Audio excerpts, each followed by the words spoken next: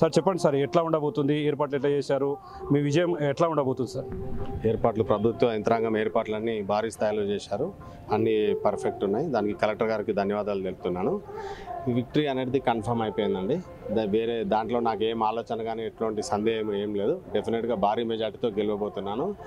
పాలమూరు పురోగతికి ఇది ఫస్ట్ ఎగ్జాంపుల్గా మనం చూడాలి. ఎందుకంటే మన సీఎం గారు వచ్చిన తర్వాత ఇది ఫస్ట్ ఎలక్షన్, పెద్ద మెజార్టీతో మనం గెలిచి మన పాలమూరుని అభివృద్ధి చేసుకునే దిశగా మనం ముందుకు పోతున్నాం. సార్ అంటే వాళ్ళు బీఆర్ఎస్కు సంబంధించిన నాయకులు ఎక్కువ ఉన్నారు, స్థానిక ఓటర్లు ఎక్కువ ఉన్నారు, ఖచ్చితంగా గెలుపు మాదేనని చెప్పి కూడా బీఆర్ఎస్ ధీమా వ్యక్తం చేస్తుంది. దాన్ని ఎట్లా చూస్తారు సార్? అదేం లేదండి, నేను చాలా మంది దగ్గర పర్సనల్గా ఇంటరాక్ట్ అయినా, వాళ్ళకి ఆ ఫీలింగ్ లేదు. డెఫినెట్గా ప్రభుత్వం మారాలని ప్రజలు కోరుకున్నారు. ప్రజలు కోరుకున్నట్టు ప్రభుత్వం మారింది.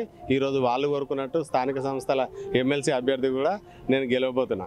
అంటే సార్ గతంలో వాళ్ళన్నట్టుగా, అంటే మీరు అన్నట్టుగా వాళ్ళకు మర్యాదలు లేవు కాబట్టి వాళ్ళు కాంగ్రెస్ వైపు మొగ్గు చూపుతున్నారు. ఒకవేళ మీరు గెలిస్తే వారికి సంబంధించి అదే రిపీట్ అవుతుందా, లేకుంటే ప్రజాపాలన ఖచ్చితంగా వాళ్ళ దృష్టికి తీసుకుపోతారా?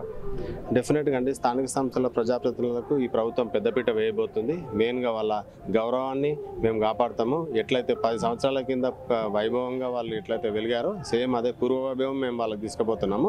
వాళ్ళకి డెఫినెట్గా పెద్దపీట ఇస్తాం. చూస్తున్నా మొత్తంగా అయితే ఇది అంటే స్టార్ట్ అయింది. దీనికి సంబంధించి గతంలో ఉన్నటువంటి బీఆర్ఎస్ నాయకులంతా కూడా చాలా మర్యాదలు లేమని చెప్పి దానికోసమే కాంగ్రెస్ వైపు చూస్తున్నామని చెప్పి అన్నారు.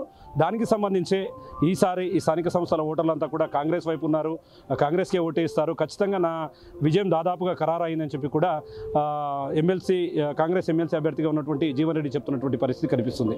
ఇది ఇక్కడ latest update. Camera person Nageshwar, Shankar Goud, big TV, Mahabubnagar నుండి.